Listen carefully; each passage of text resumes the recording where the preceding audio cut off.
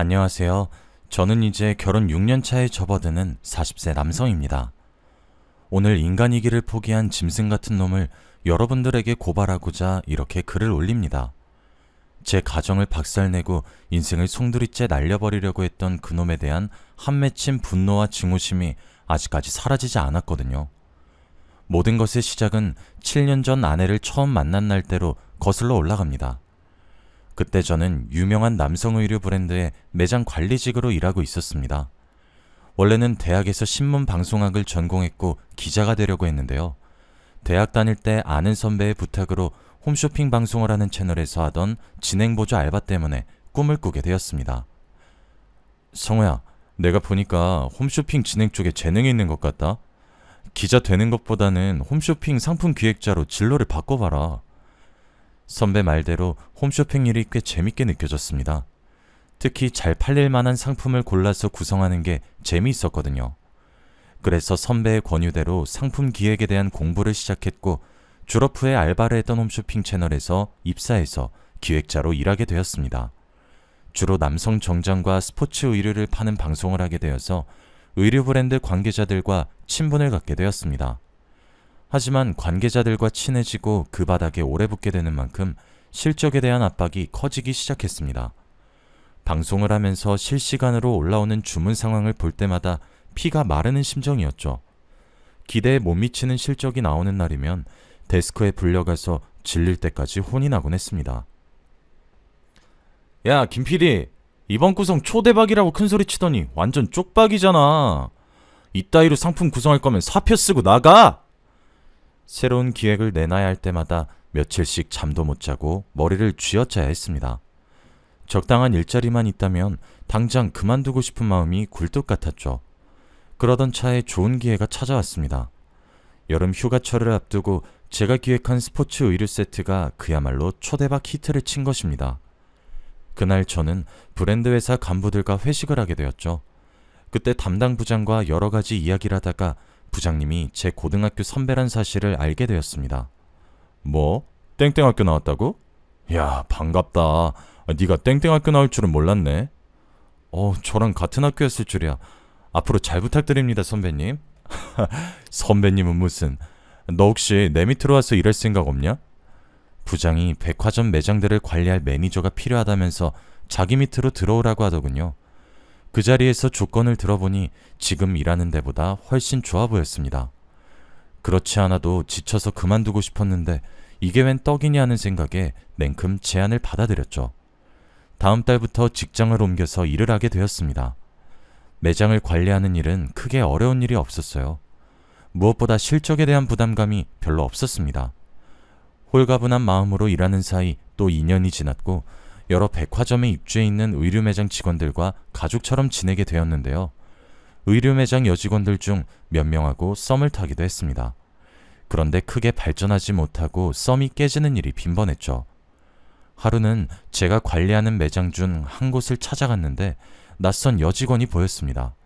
새로 오신 분이냐고 물으니까 안면이 있던 직원이 신입 여직원이라고 소개를 해주었습니다. 여직원이 이름을 말해주면서 꾸벅 인사를 건네더라고요. 안녕하세요. 오늘부터 이 매장에서 일하게 된 한정혜라고 합니다. 부족하지만 열심히 하겠습니다. 잘 부탁드려요. 그 뒤로 정혜씨와 친해지게 되었죠. 제가 매장에 나가면 언제나 환하게 웃으면서 인사를 건네주었고 커피나 음료수를 가져와서 절 챙겨주기도 하였습니다. 정혜씨는 웃을 때 볼에 패이는 보조개가 아주 매력적이었죠. 게다가 저한테 호감이 있는지 몇 달이 지나도 제게만 잘해주는 게 눈에 보였습니다. 정혜씨가 나를 짝사랑하는 게 아닐까 고민하고 있을 무렵 다른 직원들이 이상한 말을 해주었습니다. 김 대리님, 정혜는 원래 다 잘해줘요. 원래 성격이 착해서 여직원들한테도 그렇게 챙겨주더라고요. 그러니까 괜히 김칫국부터 마시지 말고 정신 차리세요. 이 말을 듣고 제가 오해한 거였단 생각이 들었지만 상관없었어요. 제가 호감이 생겼으니 일단 대시를 해봐야 한다고 생각했죠. 사귀자는 말을 하는 것도 아니고 일단 밥 한 끼, 커피 한 잔, 영화 한번 보자는 거니까요.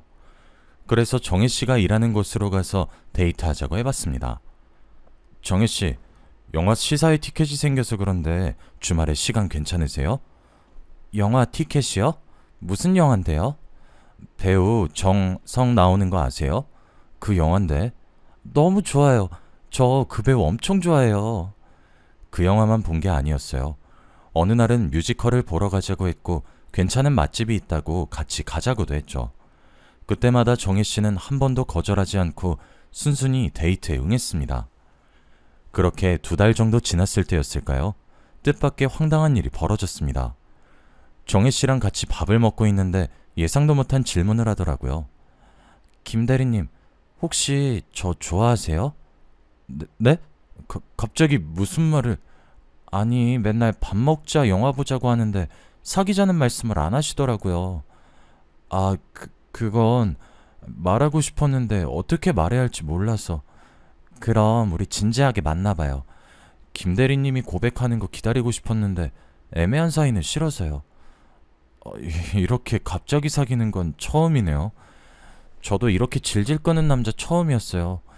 그동안 만나보니 성우 씨가 참 괜찮은 남자 같았는데 별말 없어서 답답했거든요. 성혜 씨, 생각보다 돌직구시네요. 앞으로 성혜 씨 앞에서는 답답하게 안 굴겠습니다. 그렇게 성혜 씨의 돌직구로 사귀게 된 지 2년 정도가 흘렀을까요?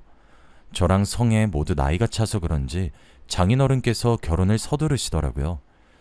데이트를 하려고 성혜 집으로 갔더니 장인어른께서 나와보시더니 제게 언제 결혼할 거냐고 재촉하셨습니다.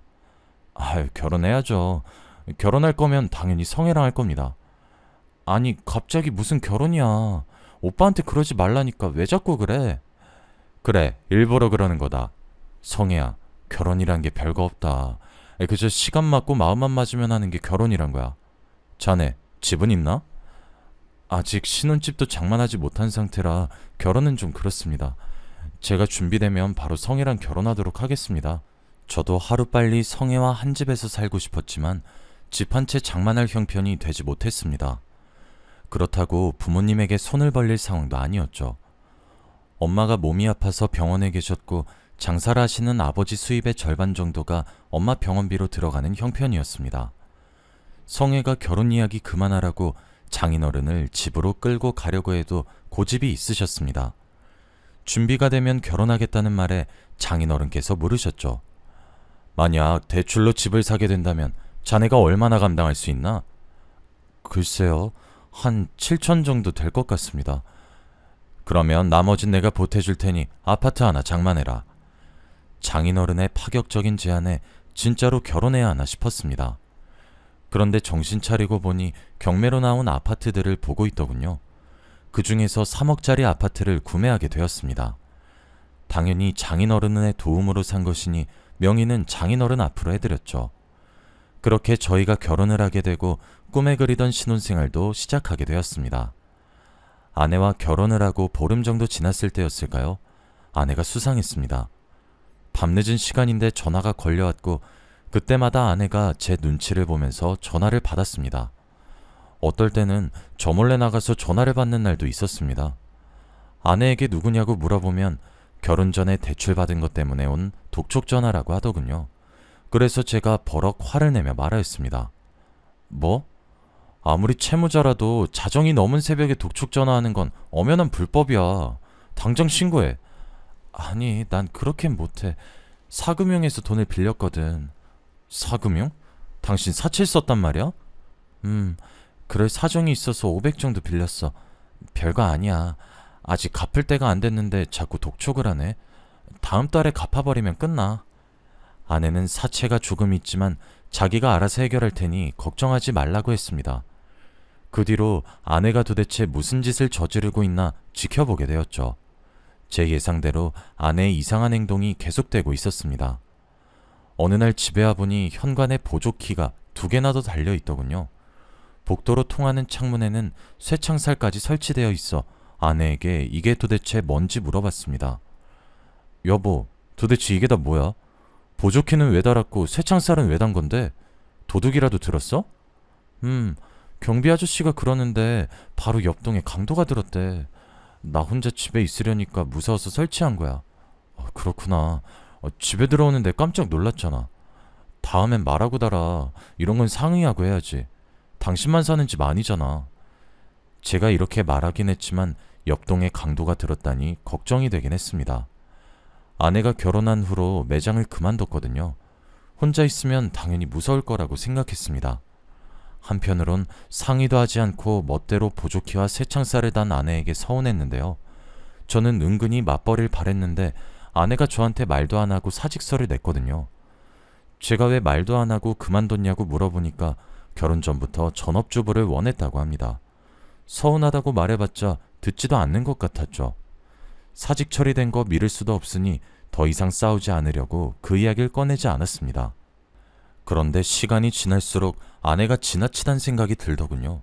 문단속에 유독 예민해져서는 저하고 싸우는 일이 잦았습니다.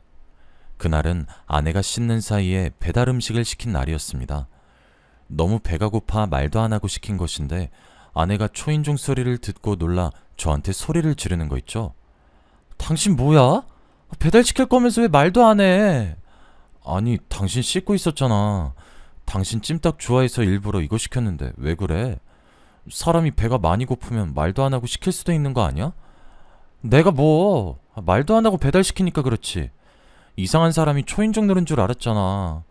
앞으로 나한테 말하고 배달시켜? 이상한 사람이 초인종 누를 일이 뭐가 있어. 그리고 당신은 나한테 말하고 행동한 적 있어? 나한테 말도 안 하고 이 보조키랑 이 새창살이랑 단 건 뭔데? 아, 정말 그만 좀 해. 왜 나한테만 이러는 건데? 저도 그동안 쌓인 서운함을 폭발시킨 것도 있었지만 아내가 유독 예민하게 반응해서 놀랐습니다. 연애 시절 보던 아내의 모습이 아니었죠. 자기 전에 문이 제대로 잠겼는지 몇 번이나 강박적으로 확인하더니 이번에는 약을 먹는 모습을 보여주었습니다. 아내는 두통약이라고 둘러대길래 약통에 적힌 라벨을 기억해두고 인터넷에 검색해보았죠. 아내가 먹고 있는 약은 두통약이 아니라 신경안정제였습니다. 그것도 신경정신과 전문의 처방 없이는 살 수 없는 정신과 약이었죠. 그래서 제가 왜 숨기고 있었냐고 물으니 아내가 오히려 화를 냈습니다. 내가 정신과 상담받고 있는지 어떻게 알았어? 설마 내 가방 뒤져본 거야? 걱정되니까 그렇지. 두통약이라고 하길래 무슨 약인지 검색만 해본 거야. 당신 가방 뒤져본 적 없어. 그걸 왜 검색해보는데? 별거 아니라고 몇 번을 말해. 당신이 신경 안 쓰는 게 도와주는 거야. 그러니까 나한테 신경 꺼. 마누라가 정신과 약 먹고 있는데 어떻게 신경을 안 써? 밤마다 잠도 못 자고 머리 싸매고 있으면서 왜 말을 안 해주냐고. 그냥 머리가 아파서 먹는 약이라고 했잖아. 왜 소리를 질러? 당신 나한테 뭐 숨기는 거 있지? 뭘 숨겨? 그런 거 없어. 그러니까 제발 귀찮게 하지 말라고. 아내는 제가 캐내면 캐낼수록 그런 거 아니다, 신경 쓰지 말라는 말만 되풀이했습니다. 결혼 전에는 아니랬는데 같이 살면 살수록 아내를 믿을 수 없게 되더군요. 그런데 얼마 후에 아내의 휴대폰에서 뜻밖의 문자를 보게 되었습니다. 알림이 떠서 얼른 쳐다보았더니 남자가 보낸 게 분명해 보였죠. 너를 잊지 못하겠다고 하고 괜히 헤어졌다고 하는 걸 보니 저 몰래 바람을 핀 것 같았습니다. 여보, 이 자식 누구야? 이놈하고 무슨 관계인데 이런 문자를 주고받는 거야? 왜 남의 휴대폰을 몰래 훔쳐봐? 당신 지금 남이라고 했어? 내가 왜 남인데? 이럴 거면 나랑 왜 결혼했어? 아무리 부부 사이라도 사생활은 있어. 내 폰 이리 내놔. 허락 없이 훔쳐본 건 미안한데 폰은 못 돌려주겠는데? 솔직하게 고백하면 돌려줄게. 괜히 헤어졌단 문자는 뭔데? 그냥 예전에 알던 오빠인데 자꾸 연락하면서 귀찮게 하네. 별거 아니야. 됐지? 당신 이 자식이랑 바람 피는 거야? 뭐? 바람? 내가 미쳤어? 절대 아니야. 그런데 그냥 하던 오빠랑 이런 문자를 주고받는다고? 말도 안 되는 소리 하지 마. 당신 의처증 있어? 맨날 나보고 병원 가보자고 하더니 정신과 상담 받아야 될 사람은 당신이네. 그렇게 내가 의심스러우면 헤어져.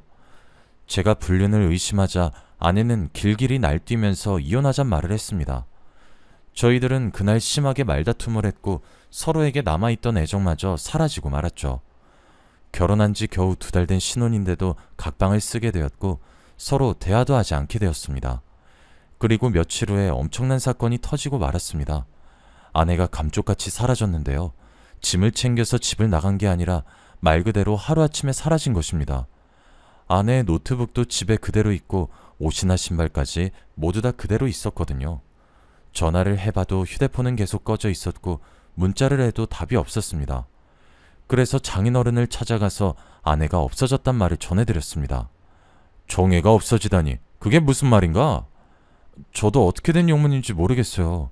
퇴근하고 집에 와보니 짐은 그대로 두고 몸만 사라졌어요. 벌써 이틀이나 지났습니다. 혹시 장인어른께서 알고 계신 게 있나 해서요. 세상에 어떻게 이런 일이... 장인어른도 아내가 사라진 줄 모르고 있었나 봅니다. 깜짝 놀라서 어찌할 바를 모르고 허둥거리시는 게 보여서 경찰에 신고하기로 마음먹었죠. 장인어른께서도 모르신다니 우선 경찰에 실종 신고를 해봐야겠네요. 김서방, 며칠만 더 기다려봐. 정혜가 절대 가출을 할 애가 아니란 거 자네도 알지 않나? 분명히 말 못할 사정이 있을 거야. 며칠 내로 연락이 올 테니까 조금만 기다려보자고. 딸이 사라졌는데 신고를 하지 말아달라니 무언가 이상해 보였습니다. 이렇게 갑자기 사라진 거면 범죄에 연루됐을 가능성이 크니까요. 그래서 일단은 장인어른을 지켜보면서 며칠을 더 기다려보기로 했습니다. 제 예상대로 장인어른을 만나뵐 때마다 저와 눈도 마주치지 못하고 시선을 피하더군요. 도대체 뭐를 숨기고 있길래 이러는 걸까 많은 상상을 해보았습니다. 그렇게 사흘이 지났지만 아내의 연락은 오지 않았습니다. 이제 가만히 앉아서 기다릴 순 없어서 아내의 지인들을 수소문해서 행방을 찾아보기로 했죠. 이 방법도 소용이 없으면 장인어른에게 신고하겠다는 통보를 하고 바로 경찰서로 가보려고 했습니다. 제가 아내의 지인들을 찾아가자 모두 다 깜짝 놀라면서 의외란 반응을 보였는데요. 아내의 실종과 관련된 단서를 찾지 못하다가 마지막으로 아내의 고등학교 친구에게 한 통의 전화를 받게 되었습니다. 안녕하세요. 저 성혜 친구 미연이라고 합니다. 친구들이 성혜가 갑자기 실종됐다고 하던데 그게 사실인가요? 네, 맞아요. 갑자기 사라졌습니다. 저기, 그럼 오늘 시간 되면 만날 수 있을까요? 제가 드릴 말씀이 있어요. 저는 아내의 친구분이 일하는 곳 근처로 가서 그 친구분을 만나보았습니다. 말없이 카페에 앉아있던 친구분이 10분 정도가 흐르고 나서야 충격적인 말을 꺼내더군요. 정혜가 말 안 한 거죠? 네? 뭐를요? 정혜가 결혼 전에 동거하던 남자가 있었거든요. 동거요? 정혜가 동거를 했다고요? 순간 저는 쇠망치로 뒤통수를 맞은 것 같았습니다. 눈앞이 아찔해지면서 멍해지는데 정말 정신을 차릴 수 없었죠. 친구는 그럴 줄 알았다는 듯이 고개를 끄덕이더니 한숨을 푹 쉬었습니다. 그러더니 아내가 숨기고 있었던 비밀들을 털어놓았습니다. 일이 이 지경까지 왔으니 성호 씨도 이젠 알아야 되겠죠. 정혜가 백화점에 들어가기 전에 바에서 바텐더로 일한 적이 있어요. 제가 바텐더 일을 소개해줬었거든요. 아내가 바텐더 일을 했었다니 이것도 모르고 있었던 일이었습니다. 아내의 친구분이 고등학교를 졸업한 후에 대학 진학을 포기하고 바에서 일을 시작했다고 하는데요. 칵테일을 제조하면서 혼자 오는 손님들의 말동무를 해주는 일이었다고 합니다. 그러다 여자 바텐더 한 명이 그만두게 되자 아내를 데려왔다고 하네요. 아내가 그곳에서 파트타임으로 일을 하다가 동거남을 알게 되었다고 하는데요. 그 동거남은 아내에게 푹 빠져서 단골 손님이 되었다고 합니다. 몇 달 동안 거의 맨날 바에 찾아와서는 아내에게 사귀자고 수작을 걸었다고 해요. 아내가 그럴 마음이 없다고 정중하게 거절했지만 동거남은 포기하지 않았다고 하죠. 그러다 한 달 뒤에 아내가 갑자기 바를 그만뒀다고 했습니다. 정혜가 그 남자랑 동거란다는 소문이 있더라고요. 제가 연락해서 진짜 같이 살고 있냐고 물어보니까 그렇대요. 진짜 깜짝 놀랐죠. 그런데 그 남자가 아니라 그쪽이랑 결혼한다고 해서 더 놀랐어요. 결혼식장에 초대를 받게 되자 친구가 아내에게 동거남에 대해 물어보았다고 합니다. 아내가 친구에게 비밀로 해달라고 사정했다는 소리를 듣고 억장이 무너졌죠. 뭐 이런 사람이 다 있나 싶었습니다. 아마 결혼 후에도 그 동거남하고 계속 연락했을 거예요. 정혜도 어떻게 할지 고민이 많아 보이더라고요. 그런데 정혜가 결국 동거남을 선택한 것 같아요. 원래는 모르는 척하고 있으려고 했는데 이렇게 말 안 하고 있는 건 좀 아닌 것 같아서 고민하고 있다가 말씀드려요. 저는 결혼까지 해놓고 남편이 아닌 동거남을 선택했다는 사실이 납득되지 않았습니다. 게다가 예고도 없이 갑자기 야반도주를 하다뇨. 그 말을 듣고 곰곰이 생각해보니 결혼 초부터 아내가 보여주었던 수상한 행동들이 하나씩 떠올랐습니다. 아내에게 진짜 내연남이 있었던 걸까요? 동거남의 존재를 감쪽같이 속이고 결혼하다니 도저히 믿기지 않았습니다. 이제는 저를 버리고 동거남을 따라간 아내에 대한 배신감에 우라통이 치밀어 올랐죠. 그래서 저는 바로 장인어른께 달려가 따졌습니다. 장인어른은 알고 계셨죠? 아내가 결혼 전에 동거했단 사실을요. 설마 저한테 내연남이 있었던 걸 숨기고 있었던 겁니까? 제가 소리를 지르자 장인어른께서 올 것이 왔단 표정을 지으시더군요. 그러면서 사진 한 장을 제게 내밀었습니다. 사진을 본 저는 깜짝 놀라서 소리를 지를 수밖에 없었습니다. 아내랑 똑같이 생긴 여성이 두 손은 물론 두 발까지 밧줄에 묶여 있었거든요. 그런 아내의 뒤로 한 남자가 강목을 들고 서 있었습니다. 제가 충격받은 표정으로 장인어른을 쳐다보고 있으니 장인어른께서 눈물을 흘리면서 말씀하셨습니다. 그래, 이제 뭘 감추겠나. 정혜가 결혼 전에 동거를 했던 건 사실이네. 하지만 그건 좋아서 한 동거가 아니었어. 정혜가 무서워서 억지로 사귀게 된 놈인데 지금 이놈한테 끌려가서 갇혀있네. 장인어른께서는 동거남이 아내를 납치해 간 것이 분명하다고 말씀하셨습니다. 장인어른이 들려주는 말에 따르면 아내가 바에서 일하다가 동거남을 만났던 것까지는 친구가 했던 말과 똑같았어요. 하지만 아내는 그가 마음에 들지 않아서 만남을 거절하고 피했다고 합니다. 장인어른이 봐도 그놈은 알코올 중독 기질이 있었고 성격도 난폭하고 거칠었다고 해요. 아내가 여러 번 싫다고 단호하게 이야기했지만 집요하게 치근덕거렸다고 하죠. 결국 바를 그만뒀는데도 불구하고 핸드폰 번호를 어떻게 알아냈는지 전화나 문자를 하거나 집까지 찾아와서 괴롭혔다고 합니다. 장인어른이 직접 본 장면도 수도 없이 많았다고 하죠. 아내가 경찰을 불렀다고 하자 목숨을 위협하기도 하였습니다. 뭐? 경찰? 나 피하더니 정신이 나간 거야? 왜 경찰을 부르는 건데? 제가 싫다고 했잖아요. 이제 그만 좀 해요. 그만하긴 뭐래. 너야말로 그만 좀 해. 언제까지 날 피할 거야? 이런 식으로 소리 지르면서 아내를 덮치려고 했지만 다행히 경찰이 와서 아내가 다치진 않았다고 합니다. 하지만 막상 경찰이 출동하면 자기가 정신과 약을 먹고 있다고 핑계를 대거나 여기서 무릎 꿇고 사죄한죄밖에 없다며 눈물을 흘렸다고 해요.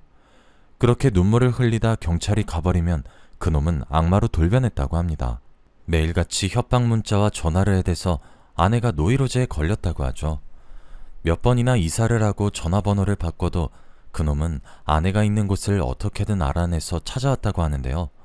그동안 몇 번의 신고가 오갔지만 경찰들은 소극적으로 대처했다고 합니다. 결국 아내가 동거남의 협박에 못 이겨서 끌려갔다고 하죠. 동거가 말이 동거지 거의 감금 상태로 보름 넘게 갇혀 있었다고 하네요. 여자로서는 치욕스러운 짓을 당하다가 장인어른의 신고로 경찰이 출동해서 겨우 구출해냈다고 합니다. 하지만 그놈은 경찰에 잡혀가도 미꾸라지처럼 법을 이용해서 며칠 만에 풀려났습니다. 그놈을 피해서 새로 이사한 지 한 달 만에 느닷없이 집에 들이닥쳐서 아내와 장인에게 폭행을 가하기도 했죠. 네가 나를 피해서 도망치면 못 찾을 줄 알아? 내가 말했지. 넌 내 거야. 내 여자란 말이야. 한 번만 더 도망치려고 들면 죽여버릴 거야. 이런 천하의 못된 놈 같으니라고. 내가 살아있는 한 너한테 쓰레기한테 내 딸을 줄 수 없어. 경찰에 신고했으니까 딱 기다려. 다시 깜빵에 넣어줄 거니까. 뭐? 깜빵? 이 영감이 죽고 싶어서 환장했나? 오늘이 당신 제삿날인 줄 알아. 장인어른이 아내를 끌고 가려는 그놈에게 달려들었지만 칠순을 넘긴 장인이 건장한 30대 남자를 힘으로 당해낼 수 없었습니다.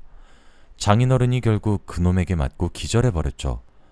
장인어른이 기절한 사이에 아내를 끌고 가서 차에 태우려고 했는데 이웃의 신고를 받고 출동한 경찰들에게 잡혔다고 합니다. 경찰의 도움으로 아내는 겨우 위기를 넘겼는데 어처구니 없는 일이 벌어졌다고 해요. 폭행죄와 부녀자 납치 혐의로 구속되어서 실형이 떨어졌는데 억울하다고 항소를 했다는 거예요. 그래도 장인어른은 그놈이 금방 풀려나지 않을 거라고 생각했습니다. 항소를 해봤자 아내와 장인을 악독하게 괴롭힌 증거가 있으니 최소한 몇 년은 징역살이를 해야 한다고 생각했던 거죠. 그런데 3개월 전에 그놈이 느닷없이 풀려났다는 소식을 들었다고 합니다. 그놈이 어김없이 아내에게 연락을 하면서 접근했던 거죠. 아빠, 어떻게 하면 좋아? 그 자식이 또 찾아와서 행패 부릴 텐데 우리 어떻게 하지? 아내가 그놈한테 문자를 받자마자 겁에 질려서 울었다고 하는데요. 장인어른은 아내를 다독이면서 사귀는 남자가 있냐고 물었고 아내는 저를 떠올렸던 겁니다. 그럼 됐다. 당장 그 남자랑 결혼해라. 아무리 정신병자의 사이코 같은 놈이라도 결혼해서 가정이 있는 유부녀에겐 함부로 하지 못할 거야. 아내는 그놈에게서 벗어나기 위해서 서둘러서 저와 결혼을 했던 거죠. 하지만 그놈은 유부녀가 된 아내에게도 계속 접근을 했고 아내를 납치하는 말도 안 되는 짓까지 저지른 겁니다. 이 사진은 그놈이 나한테 보낸 거야. 딸이 저런 모질고 험한 꼴을 당하는데 내 마음은 어떻겠나? 당장 경찰에 신고하고 싶지만 그놈은 정상적인 사람이 아니라서 우리 딸한테 무슨 짓을 저지를지 몰라. 게다가 그 범죄자 놈이 경찰이 추적하고 있다는 사실을 알면 아내를 쥐도 새도 모르게 죽여버린다고 협박했다고 해요. 그렇다고 넋놓고 앉아있을 순 없잖아요. 경찰의 도움을 받아야 해요.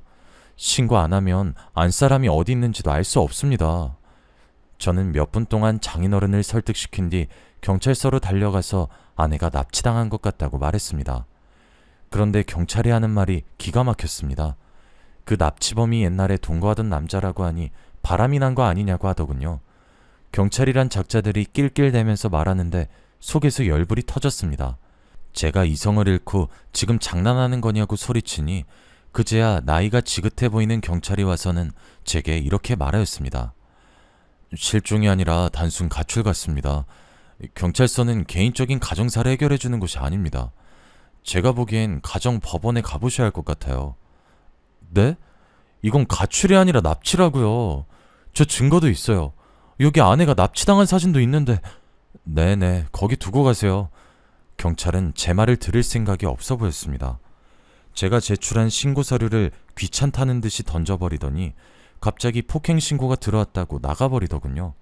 경찰의 태도를 보아하니 그들을 믿고 있을 수 없었습니다. 제 나름대로 아내의 행방을 수소문해 보다가 지인을 통해서 이런 문제를 전문적으로 처리하는 해결사들을 소개받았습니다. 이 정도 수준이면 범죄자 수준을 뛰어넘었네요. 돈이고 뭐고 이런 쓰레기는 저희들이 나서서 치워야죠. 정말입니까? 정말로 제 아내 찾을 수 있습니까? 네, 안심하십시오. 사흘이면 됩니다. 그들은 사흘 내로 아내가 있는 곳을 알아내겠다고 장담했습니다. 그런데 며칠 후에 뜻밖의 사실을 알게 되었습니다. 장인어른이 제가 살고 있던 아파트를 처분한 것입니다. 아내 문제 때문에 회사에 휴가를 내고 있었는데 오후에 부동산 사장과 낯선 여자가 집을 찾아오더군요. 안녕하세요. 집 내놓으셨던데 이사는 언제 가실 건가요? 사모님은 다음 주에 바로 들어왔으면 좋겠다고 하시던데. 네? 이사라니요?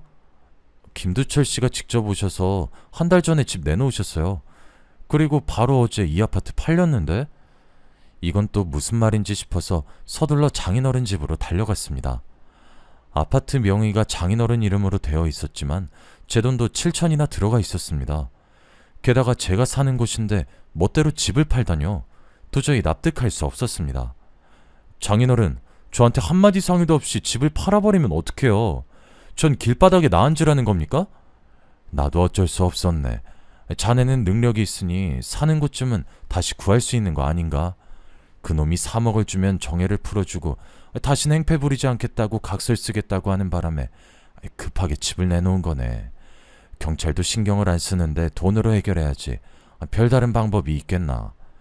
장인어른께서 내일 그놈이 알려준 지하철 보관함에 3억을 갖다 놓기로 했다고 하더군요. 그놈이라면 4억을 받아놓고 아내를 돌려주지 않을 가능성이 컸습니다. 그리고 아내가 육체적 정신적인 고통을 당한 것도 억울하고 분한데 돈까지 갖다 바치니 도저히 받아들일 수 없었죠. 안 그래도 힘들어하는 장인어른께 이건 말도 안 되는 짓이라고 목소리를 높이고 말았습니다. 장인어른은 억울하지도 않으세요?